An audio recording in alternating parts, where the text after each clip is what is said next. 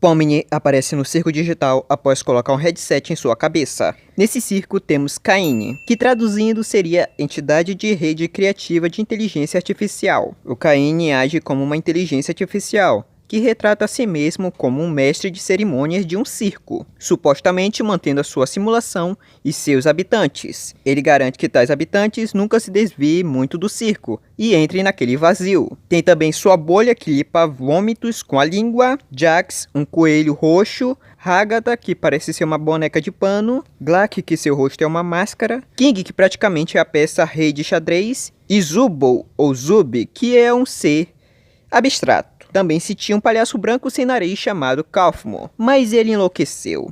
Enfim, logo no início do piloto, quando eles estavam fazendo a abertura, uma palhaça surge do nada naquele ambiente. Ela diz que só colocou um headset em sua cabeça e acabou parando naquele lugar. O Caine diz que ela está no mundo digital e dá um nome a ela, já que por algum motivo ela e os outros não lembram dos nomes verdadeiros deles. E assim é dado para ela o nome de Pomni. Como a Pomni é nova naquele ambiente digital, Caine diz que fará uma aventura para eles, só para entender como as coisas giram naquele lugar. Com isso, Caine elabora a aventura de reunir gosmas. Como eles irão reunir essas gosmas, eu não sei. Mas o Caine vai embora enquanto deixa eles com esse desafio. O Zubo, ou Zube, não quer se envolver com aquilo, mas meio que acaba se envolvendo, porque as gosmas capturam ele. Enquanto isso, a Hagatha vai apresentar o Kaufmo para Pomni, mas chegando no local, o Kaufmo tinha enlouquecido e virado um bicho feio com vários olhos, que logo ataca a Hagatha. Ela pede ajuda para Pomni, mas com medo a Pomni acaba correndo, e o Kaufmo vai atrás dela. E ela consegue se livrar dele, e volta para ajudar a Hagatha. A Hagatha diz para procurar o Caine, que deve estar em algum lugar, e com isso a Pomni vai atrás dele. Enquanto isso, os outros três acabam encontrando um ninho com uma gosma gigante. Agora, como eles irão acabar com essa gosma gigante e salvar o Zube, ou Zubo, eu não sei. Para falar a verdade, o Kaufmo acaba aparecendo e ataca a gosma gigante. E assim eles vencem ela. Rápido e prático. Mas agora vamos voltar para Pomni, pois é agora que a situação vai começar a ficar bem interessante.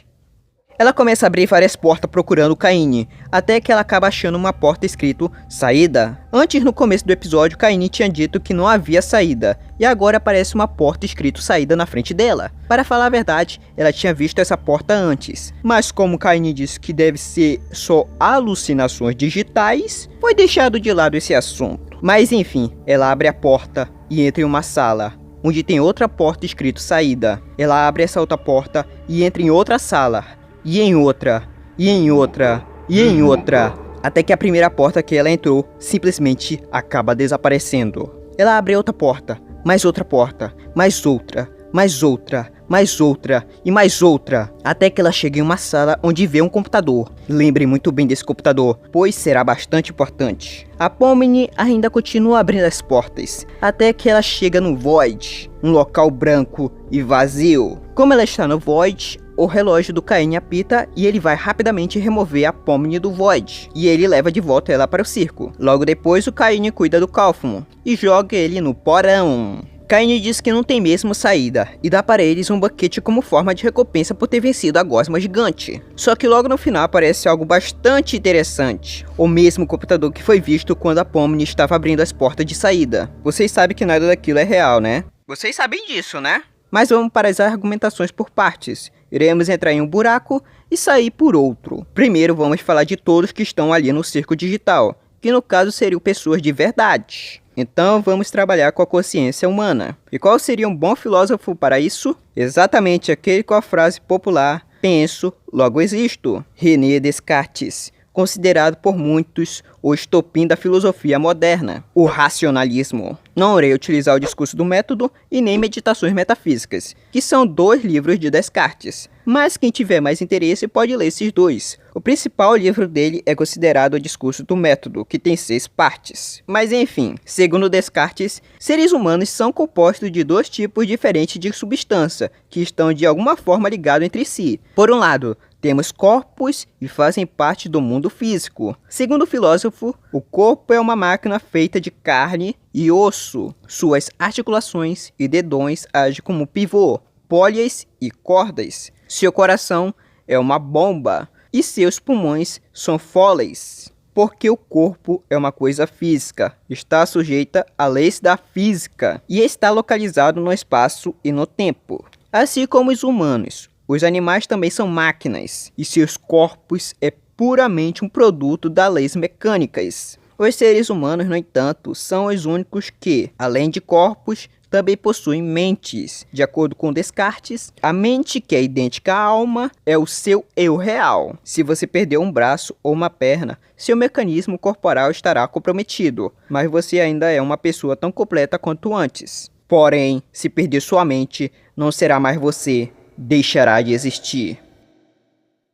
Essa concepção de Descartes pode ser chamada de dualismo mente-corpo, ou dualismo psicofísico. Como Descartes criou uma versão clássica dessa posição, também é comumente referida em sua honra como dualismo cartesiano. E os argumentos que o Descartes coloca são esses: argumento da dúvida, da divisibilidade e da consciência. Teve críticas a isso, e um dos argumentos contra é como algo não material pode mover algo material, no caso, braços e pernas. Enfim, mas o que queremos aqui é a consciência, para a gente avançar no raciocínio de que tudo, no circo digital, é falso. Como foi dito, de acordo com Descartes, se você perder sua mente, não será mais você, você deixa de existir. Agora vamos voltar no Cálfumo que enlouqueceu. Nessa altura você já deve ter percebido onde quero chegar. Cálfumo perdeu a consciência dele, então ele deixou de existir. Quando Caine colocou o Cálfumo no porão, apareceram outros que acabaram perdendo a noção de sua existência. Então quando uma pessoa enlouquece no desenho, significa que ela morre? É o que está aparecendo. No episódio 2, que eu ainda irei explorar, é mostrado o velório do Cálfumo. Então eles acreditam que ele morreu mesmo. Mas ainda tenho minhas dúvidas, tá? Ainda tenho minhas dúvidas. O que sabemos é que os que estão ali no circo são pessoas que tiveram até então consciência transferida para dentro daquele lugar fictício. Então podemos concluir que todos ali estão dentro de uma simulação? Sim. Calma que já voltamos nisso. Mas adiantando as coisas, tente imaginar. Se uma árvore cai em uma floresta deserta, ela faz barulho? Sim ou não? A maioria deve ter respondido sim. Agora vamos para o episódio 2, onde é iniciada uma aventura. Pomni, Jax, Hagatha e os outros vão para o Reino Doce fazer uma missão. Recuperar um caminhão-tanque com xarope que foi roubado por jacarés cowboys. Nessa missão é mostrado Jax com uma arma e ameaçando a Mascarazinha. Mas em um acidente, um caminhão acaba caindo e o outro acaba acontecendo um glitch que leva a Pomni e o jacaré verde e amarelo para um outro lugar. E nesse local esquisito onde o jacaré vai parar, ele acaba se vendo e vendo os outros personagens. Em resumo, ele é um personagem de um jogo. No caso, ele não existe. A Pomni aparece e o jacaré pede para ela contar tudo sobre aquilo e o que ele seria. E nesse ponto eu quero apresentar a vocês o imaterialista empirista George Berkeley, que afirma que a matéria não existe. A sua frase mais conhecida e que é a base de sua filosofia imaterialista é essa: ser é ser percebido. As coisas partem de nós e de nossa mente e dos nossos sentidos. Para entender melhor, o paladar somos nós que fabricamos, porque o vinho não tem gosto. O cheiro somos nós que fabricamos, porque o mundo não tem cheiro. Se colocar um óculos de lente vermelha, tudo que tu olha será vermelho. Então, de certa forma, todas as perspectivas e experiências sensíveis partem de nós mesmos. Vamos para o trabalho sobre princípios do conhecimento humano de Berkeley, para vocês entenderem melhor o que eu quero dizer e também entender melhor quem é Berkeley, pois nessa altura vocês devem achar ele louco. Ai, como assim a matéria não existe? Não existe matéria, como assim? Esse cara é maluco? Calma, calma, que suas perguntas serão respondidas. George Berkeley foi um filósofo idealista irlandês cuja principal contribuição foi o avanço de uma teoria que ele chamou de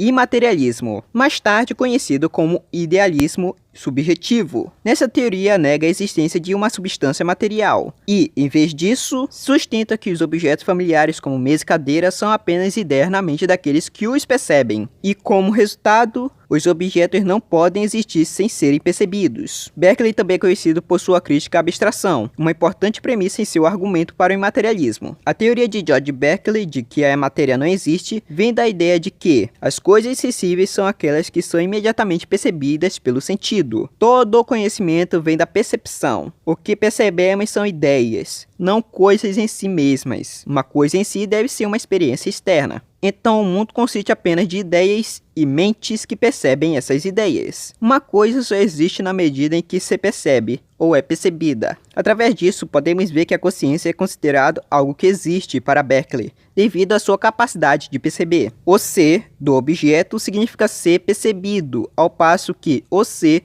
do sujeito significa perceber. A teoria de Berkeley baseia-se fortemente em sua forma de empirismo, que por sua vez depende fortemente dos sentidos. Seu empirismo pode ser definido por 5 proposições. Todas as palavras significantes significam ideias. Todo nosso conhecimento é sobre nossas ideias. Todas as ideias vêm de fora ou de dentro. Se vêm de fora, devem ser aos sentidos, e estas são chamadas de sensações. Se vêm de dentro, elas são as operações da mente, e são chamadas de pensamentos. Berkeley esclarece que suas distinções entre ideias dizem que elas são impressas nos sentidos, percebidas atendendo às paixões e operação da mente, ou são formadas pela ajuda da memória e da imaginação. Uma constatação à sua ideia era: se alguém sai de uma sala e a deixa de perceber, aquela sala deixaria de existir? Berkeley responde isso afirmando que ela ainda está sendo percebida e que a consciência que está percebendo é a de Deus. Essa afirmação sustenta seu argumento de que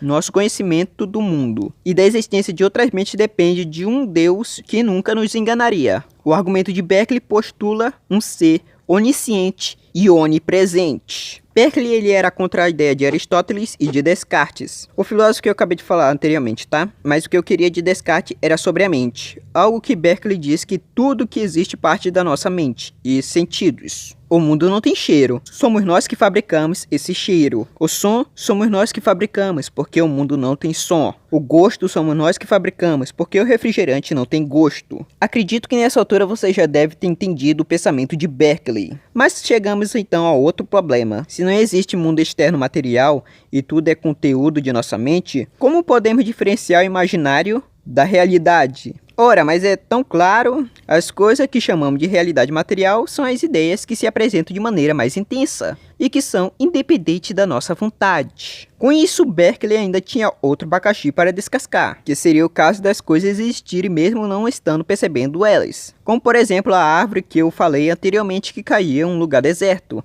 Essas coisas continuam existindo porque Deus está percebendo. Deus é onipresente e está em todos os lugares, como foi dito por Berkeley. E você ainda deve estar achando ele maluco. Mas Berkeley era o filósofo preferido de David Hume, foi citado com louvor por Schopenhauer, Husserl e Karl Popper. Se ele é maluco, por que então foi citado por outros grandes filósofos? Que no caso, um deles seria o David Hume. O David Hume vai ser citado por um economista chamado Hayek, que foi Nobel de Economia. Será no livro Arrogância Fatal. Não tem nada no livro que caiba aqui nesse vídeo, só estou citando para mostrar que o empirista David Hume é importante. Então Berkeley seria um maluco ou um gênio? Deixo para vocês responderem. Enfim, vamos voltar para o episódio 2. O jacaré começa a dizer que é insignificante, que é um nada, que os amigos e a vida que ele viveu é tudo falso, que eles são só obstáculos para serem vencidos, e isso tudo é verdade, tá? A Pomni então chama o jacaré para o circo, com isso o jacaré aceita e eles dão um jeito de sair daquele lugar. Voltando para o mundo doce,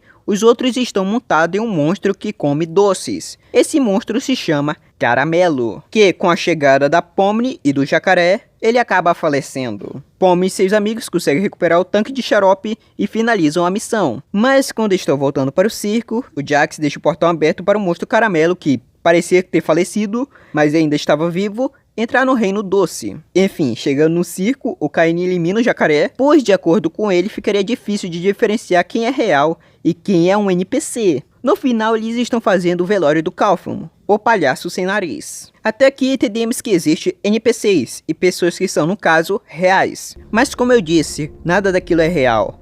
Nada existe. Pomni está usando um headset que mostra para ela uma vida ilusória. E como eu sei que você que está assistindo a esse vídeo é real, pois eu também estou usando o headset. Todos podem estar dentro de uma cápsula vendo uma vida ilusória única, percebendo um mundo diferente do meu. Eu não posso garantir que você que está assistindo esse vídeo exista.